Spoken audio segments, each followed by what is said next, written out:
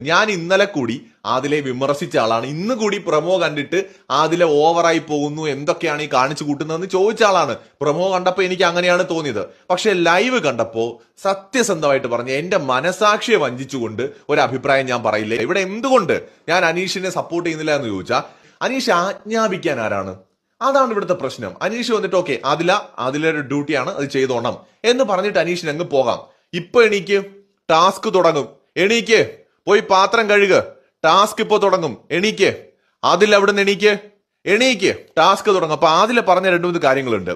നിങ്ങൾ പൊയ്ക്കോ, ഞാൻ പോയി കഴുകിക്കോളാം. ഇനി അഥവാ ടാസ്ക് വരികയാണെന്നുണ്ടെങ്കിൽ ഉച്ചയ്ക്ക് പാത്രം കഴുകുന്നതിന് മുമ്പ് ഞാൻ പെട്ടെന്ന് ഞാൻ പോയി കഴുകി തീർത്തെന്നോളാം. നിങ്ങൾ പൊയ്ക്കോ. നിങ്ങൾ ഇങ്ങനെ ഇവിടെ നിൽക്കണ കാണുമ്പോൾ എനിക്ക് കഴുകാൻ തോന്നുന്നില്ല.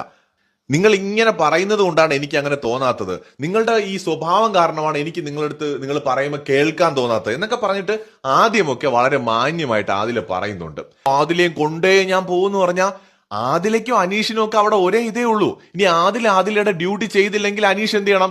അനീഷിന് ആ ഡ്യൂട്ടി ചെയ്യാം. ആ ടീമിലുള്ള വേറെ ആരെങ്കിലും ആ ഡ്യൂട്ടി ചെയ്യുക. എന്നിട്ട് ജയിൽ നോമിനേഷൻ വരുമ്പോൾ ആദിലയുടെ പേര് പറയുക, ഡ്യൂട്ടി ചെയ്യുന്നില്ല എന്ന് പറയുക, ബിഗ് ബോസിനോട് കംപ്ലൈന്റ് ചെയ്യുക, ലാലേട്ടനോട് പറയുക. മറിച്ച് മറ്റൊരാളെ ഇങ്ങനെ ഭയങ്കരമായിട്ട് ഫോഴ്സ് ചെയ്ത് ഒരുതരം ബുള്ളി ചെയ്യുന്ന ഒരു രീതി. അനീഷ് ഇപ്പൊ ശരിക്കും ആദിലെ ബുള്ളി ചെയ്യുന്നതാണ്.